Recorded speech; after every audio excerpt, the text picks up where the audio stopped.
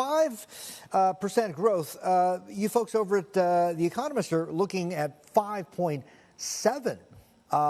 They've talked about how much they want to spend in terms of investment in infrastructure, et cetera. So I guess if you're looking at 5.7, it's going to have to be consumption, what Chinese themselves spend and invest, et cetera, that gets China to that number.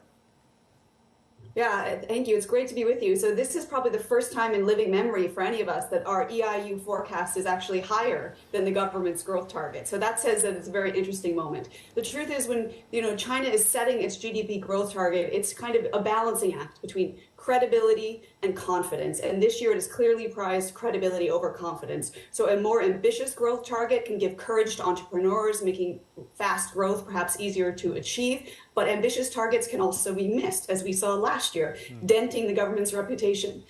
So last year, China missed its growth target by quite a wide margin, largely owing to its efforts to contain COVID-19.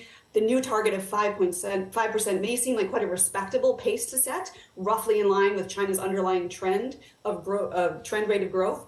But the economy would normally actually be expected to exceed that trend quite comfortably this year, aligned with our forecasts, because it fell so far short last year.